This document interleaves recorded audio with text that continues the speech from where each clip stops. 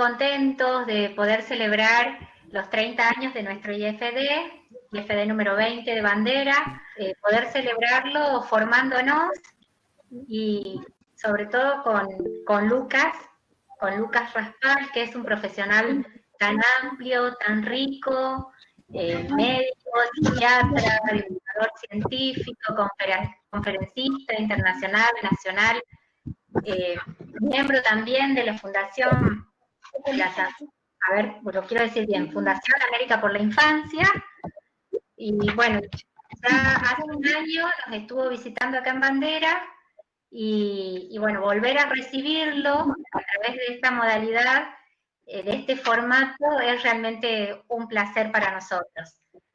Así que agradecemos que haya accedido a brindarnos esta capacitación. Agradecemos también a la dirección de la Biblioteca Manuel Belgrano. ¿Cómo hacemos para recuperar el estímulo en un tiempo en el que la educación tomó una forma muy, muy extraña? Así que yo quisiera presentar en este recorrido muy sencillo y breve, dijimos que iban a ser unos 40 minutos, porque esto cansa, cansa al que está del otro lado, estar prestando atención a una compu. Vamos a hacer más o menos ese tiempo. En el recorrido me gustaría empezar por el principio, y empezar por el principio es contextualizar. A nosotros en pleno marzo, cuando las cosas empezaban, cuando las actividades académicas formales empezaban, nos vino una fuerte tormenta, un temporal prácticamente sin precedentes, que es el COVID, y eso hizo que muy pronto entremos nosotros en una fase de aislamiento preventivo, social y obligatorio, que básicamente nos encerró a todos. Nos encerró a nosotros los adultos, a ustedes en este caso como docentes, y encerró también a niñas y niños en sus casas, y eso trajo un montón de cosas, así que quiero empezar por ahí. Hubo una primera fase, yo les sugiero, después le voy a pasar a Carola el enlace para que se los comparta, un estudio que hace la Sociedad Argentina de Pediatría. Hubo una primera fase en esta cuarentena, que fue un momento en el cual niños y niñas se sintieron como de vacaciones. Venían de vacaciones y muchos, casi sin haber empezado las clases, volvieron a estar de vacaciones, así que hubo una prolongación de las vacaciones.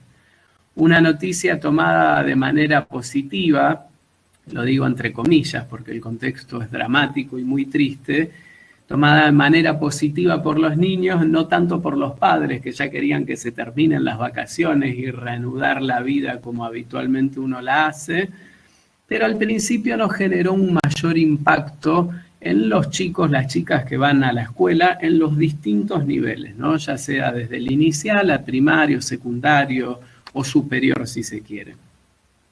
Ese primer periodo fue dejando paso a un segundo momento, todavía en aislamiento preventivo, que tuvo que ver con empezar con este formato, ¿no? El formato de las clases virtuales.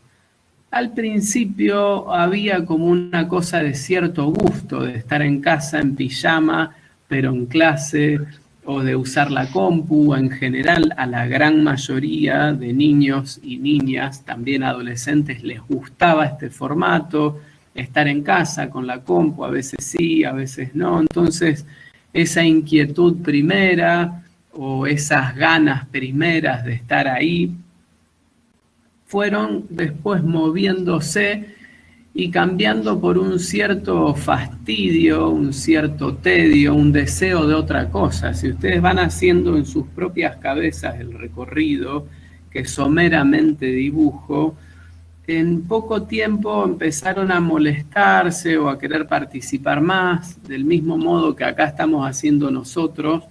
Todos tienen cerrado su micrófono, entonces no todos pueden presentar o hablar o conversar, o veo ahí la cara de tal con el que quiero conversar y no lo puedo hacer porque está cerrado, mientras que si yo estuviera en un aula seguramente algo podría decirle al que está sentado al lado mío. Entonces ese matrimonio feliz con la tecnología, el inicio de la cuarentena, empezó a traer algunas crisis. Y esas crisis llegaron luego en una tercera etapa en esta cronología sencilla a un fastidio más importante, a una sensación de que en muchos casos no se aguantan más el Zoom y las clases por esta vía y se les está haciendo difícil sostenerlo. A los más chicos ni hablar, se les hace terriblemente difícil. Sumado a todo eso, que al principio de la cuarentena, la prolongación de las vacaciones eran con papá y con mamá en casa, en una familia tradicional, podría ser cualquier otra conformación familiar, por supuesto. Y luego eso cambió porque mamá y o papá empezaron a trabajar, quizás algunos salían si era una tarea esencial, o aún estando dentro de la casa, tenían que estar más pendientes de sus propios trabajos de manera remota. Entonces esa vacación dejó de ser una vacación. Ese tiempo compartido al principio dejó de ser un tiempo compartido, y esa incertidumbre inicial o el no saber muy bien hacia dónde íbamos pronto empezó a tornarse más en la incertidumbre, sumado, a la incertidumbre, en angustia, mucha preocupación, muchas dificultades económicas que hicieron que el clima dentro de casa cambie. Así que fíjense que en un término de 90 días más o menos, que es el que llegamos desde el inicio de la cuarentena, el escenario cambió muchísimas veces y cada uno de esos distintos escenarios fue repercutiendo de distintas maneras sobre niños y niñas. Con esto quiero dibujar un panorama general de cuál es la situación en la que se encuentran esos niños y esas niñas que nosotros pretendemos estimular o captar a través de nuestras propuestas pedagógicas, a través de lo que nosotros llevamos hoy al aula virtual, porque todavía en ningún territorio de nuestro país arrancaron las propuestas en la escuela, en la sala. ¿Hasta acá vamos? ¿Se escucha del otro lado? ¿Hacemos así? Sí, sí. Se escucha. Muy bien. ¿Cómo hacemos nosotros entonces en este marco para captar el interés? Bueno, primero tenemos que pensar que la única forma hoy de llevar una propuesta educativa es a través de esta cosita, esta camarita y la internet. No hay otra. Y siendo que esta es la única posibilidad hoy, lo que vamos a tener que explorar cada uno de nosotros, y sé que en esto los docentes vienen haciendo esfuerzos inmensos, porque no es la vía habitual, y en muchos casos no es la vía que elegimos, que más nos gusta, vamos a tener que generar más y mayores recursos dentro del mundo virtual. Fíjense que la gran mayoría de nosotros aprendió a usar Zoom. Quizás antes de esta pandemia, no sé cuántos de los que están del otro lado lo hayan usado, pero no era algo que usemos. Sin embargo, aprendimos a usar este instrumento, como puede ser Meet en nuestro caso. Pero ese es un instrumento dentro de las posibilidades que tienen las propuestas educativas vía remota. Hay un montón de otras propuestas que nosotros desconocemos porque nunca las exploramos. Entonces, si nosotros queremos captar el interés, vamos a tener que salir de esta sola pantalla, de esto. Vamos a tener que salir solamente de la reunión sincrónica. Sincrónicas son estas reuniones en las que todos estamos al mismo tiempo presentes, pero en definitiva hablo solamente yo. Y eso puede hacer que los nombres que yo veo acá del otro lado, ¿no? La veo a Mónica, la veo a Carola, la veo a Analía y la veo a Florencia. Puede ser que ustedes, si esta actividad se sostiene en el tiempo, empiecen a perder interés. O lo digo de otra manera, es natural que se pierda el interés frente a cualquier propuesta que empieza a hacerse monótona o que empieza a hacerse rutinaria. Lo que al principio esta propuesta tenía algo de nuevo e interesaba y los chicos querían explorarla, pronto se transformó en algo rutinario, algo aburrido, en lo que el otro participa relativamente poco. Entonces nosotros tenemos que recuperar una vez más esa inquietud por parte del niño o de la niña o de los adolescentes para entregarse, para hacer que, lo voy a poner en términos de neurociencias, ¿no? Como lo hemos conversado en Bandera el año pasado, para hacer que el cerebro se abra y se muestra disponible a lo que el docente quiere proponer. Para eso nos tenemos que mover un poco solamente del Zoom sincrónico en el cual habla el docente y el otro escucha. Esa es la pauta número 1. Si lo que venimos haciendo ya está agotando, ya está cansando, está frustrando o está aburriendo, empecemos a buscar otros recursos.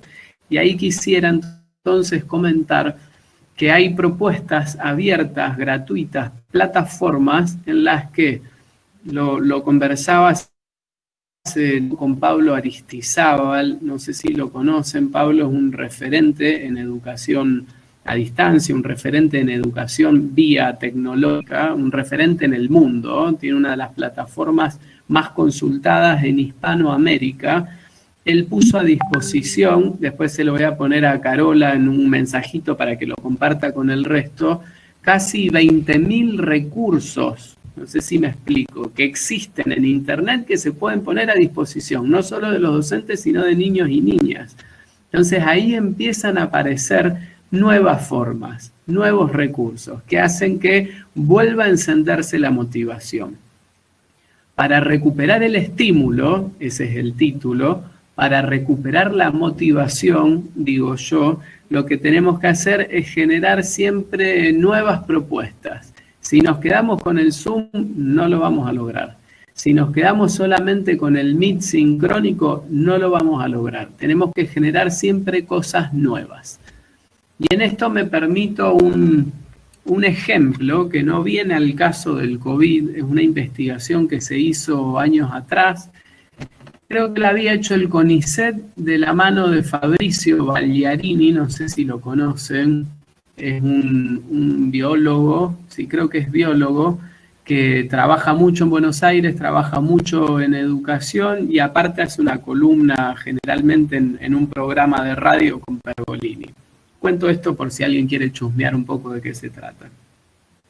La investigación lo que mostraba es que en la medida en que alguien introduzca en la sala, en ese momento estábamos hablando del aula, ¿no? Como habitualmente la conocemos, un factor novedoso, o sea, algo que irrumpe en la sala, con una propuesta X, cualquiera. Ahí hacían entrar a un personaje en la sala, el personaje hacía algún tipo de obra, sketch, algo muy sencillo y después se retiraba, es decir, que no gravitaba sobre los contenidos que se estaban trabajando. Ese factor que inquietaba, que generaba una cosa diferente, que motivaba, que sacudía un poco lo que pasa por acá, ¿no? A nivel emocional, dejaba el cerebro expectante y con una apertura muchísimo más amplia que cuando la clase se iba dando de manera monótona. E insisto en esto, ese factor que ingresaba en carácter de sorpresa no tenía nada que ver con los contenidos que se estaban desarrollando. Por lo tanto, lo que mostraba la investigación era que lo que más importante resaltaba era convocar la sorpresa, convocar el interés, más allá del qué, más allá del motivo que convocaba el interés. Si el interés se abría, todo lo que sucedía en esa propuesta de aprendizaje antes del factor sorpresa y después de haberse retirado el factor sorpresa, el cerebro quedó con una disposición completamente distinta. Esta vía, la vía del Zoom, no genera esa activación. De hecho, esta vía, solamente el Zoom sincrónico, lo que hace es que el interés se vaya bajando, de que la atención se disperse. Yo no puedo ver los ojos de ustedes, no puedo ver las caras de ustedes, no puedo ver qué están haciendo con las manos, qué están haciendo con el cuerpo, si están cansados, si se sienten a gusto o no. Entonces me imagino a cada uno de ustedes con 30 chicos en una sala virtual, desconociendo, no les digo por completo porque no es así, pero desconociendo mucho de lo que le pasa al otro. Ese otro va perdiendo, va cayendo así en su interés, va cayendo en el entusiasmo y va cayendo en su capacidad de engancharse con la propuesta que hace del otro lado. Por eso insisto, como medida número 1, empezar a buscar otros recursos por fuera de esto, para mantener el contacto vía internet, en este caso, o vía remota, que es lo que nos toca. Por un lado, entonces, todos esos recursos. Por otro lado, ver de qué manera nosotros, y en esto hay que apelar a la creatividad, no hay personas como los docentes, digamos, las y los docentes para apelar a esa creatividad que naturalmente tienen, para ver de qué manera nosotros podemos lograr que ellas y ellos interactúen entre sí.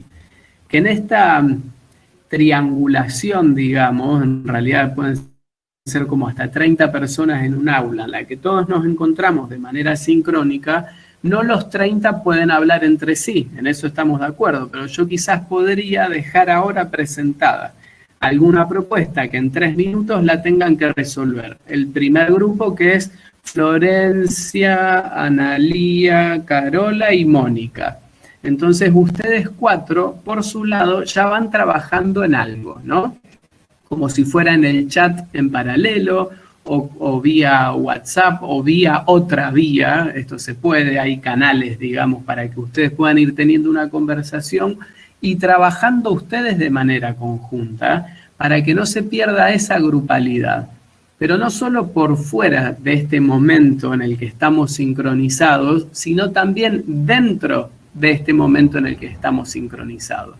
La mayoría de las propuestas que yo fui viendo a lo largo de este tiempo, incluidas algunas que me tocó presenciar y acompañar, son propuestas que tienen que ver con esto, otras personas que escuchan, y en todo caso, si tienen que hacer algo en equipos o en conjunto, lo hacen después. Eso también se puede traer en realidad a esta sincronicidad que nos permite el Meet o el Zoom, para cambiar un poco la lógica de trabajo. Vuelvo a esto, ¿no? Porque esta es la esencia de convocar el estímulo, de convocar la motivación. Si nosotros no generamos situaciones distintas en la cual se convoque la historia, el presente o las emociones de quienes están del otro lado, inevitablemente va a caer la atención, va a caer el interés. Si lo que creíamos que iba a durar un mes era este aislamiento, se transformó en 2 meses, vamos 3 meses, en junio no van a empezar las clases, van a ir 4. En julio probablemente empiecen hacia el final de julio, vamos a ir casi 5 meses. Es imposible sostener el interés en este solo recurso durante esa cantidad de tiempo. Luego, y por otro lado, si nosotros entendemos que este año va a tener un impacto, digamos, sobre la trayectoria educativa de cada niño, de cada niña o de cada adolescente, muy distinta de la que esperábamos, una trayectoria en la cual los contenidos difícilmente puedan ser revisados, muy difícilmente puedan ser evaluados, debiéramos recuperar esta idea, lo propongo solamente como una reflexión, de que este año lo importante va a pasar por otro lado. Si bien hace mucho tiempo estamos hablando y estamos proponiendo todos juntos de que es más importante centrarse en las capacidades que en los contenidos, este año más que nunca nos tenemos que correr solamente de los contenidos para entrar en un mundo en el que se habilite más aún el juego de las emociones, el juego de la relación, aunque tenga que ser virtual, el juego de ver qué es lo que le pasa a cada uno en su casa, qué es lo que pasa en su entorno, porque si no, inevitablemente se va a caer el interés, se va a caer la motivación, y cuando eso sucede, la capacidad de aprendizaje de nuestra cabeza está muy mermada. Entonces, ir a intentar meter contenidos con tareas que se hacen larguísimas, con Zoom que se hacen larguísimos, hoy no solo que no funciona de la mejor manera, sino que tampoco tiene mucho sentido. Por eso me gustaría proponer que a lo que necesariamente tengamos que volcar sobre contenidos le sumemos mucha experiencia, le sumemos mucha búsqueda de las capacidades, que le sumemos sobre todo mucho de ver cómo cada uno se siente, cómo cada uno la está pasando. Quizás sea un tiempo en el cual la cooperación sea más importante que nunca, que la solidaridad sea más importante que nunca, y eso tiene que reflejarse en nuestras propuestas en este aula virtual, y en el otro aula dentro de un tiempito cuando empecemos o cuando recuperemos nuevamente el aula física. Para aquella instancia, cuando nos toque entrar en ese camino, nosotros vamos a tener una mixtura, ¿no? Esto se le llama blending en educación, que es el término viene, o al menos nosotros lo conocemos, de lo que sucede con las uvas, ¿no? A quienes les gusta el vino. El vino blend es el vino que combina uvas, y nosotros en educación vamos hacia una combinación de metodologías. Vamos a tener por un lado el aula virtual, vamos a tener por un lado el aula. No vamos a tener a los chicos sentados la misma cantidad de horas de lunes a viernes, seguramente serán días alternos en algunos casos, menos horarios en otros casos, combinando lo físico presencial con lo virtual. Y en lo virtual, el blending, la mezcla, a mí me gustaría trabarla en este punto. Hay una parte que nosotros la podemos trazar dentro de lo sincrónico, como estamos haciendo acá. Todos nos encontramos a las 14 horas del día de hoy para conversar en este tiempo simultáneo. Y otra parte de las uvas, podrían ser el Malbec si quieren, puede ser una vía remota, virtual, pero asincrónica, en la que no tengamos que estar en el mismo momento, porque yo simplemente te dejo un enlace, en ese enlace se va a ir generando todo el desarrollo, toda la tarea, para que vos vayas haciendo. Entonces vamos a tener toda esta mezcla. Yo creo que la educación va a tomar esta forma después de las vacaciones de julio, y que nosotros nos tenemos que ir preparando para eso. De otro modo, no va a haber chance de convocar la motivación. Vuelvo a poner esta palabra porque es el eje o es el título de la conversación que tenemos ahora. Voy a volver un poquito al principio y ya voy pidiendo o presentando nuevamente la posibilidad de que pongan preguntitas. Ya, si no, hablo todo el día solo. Y así hablo solo contra una computadora, un horror. Así que vayan si quieren escribiendo alguna pregunta o compartir alguna experiencia. Vemos cómo me la hacen llegar. No sé, Carola, si se te ocurre cómo me las pueden mandar por está el chat WhatsApp. debajo, Lucas. Perfecto, bueno, las tiramos por acá, entonces así empezamos a hacer rodar un poquito la pelota.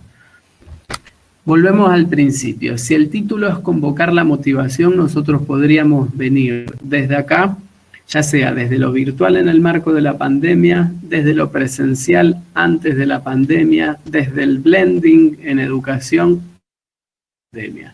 En cualquier caso, la motivación, que es una función montada sobre una emoción,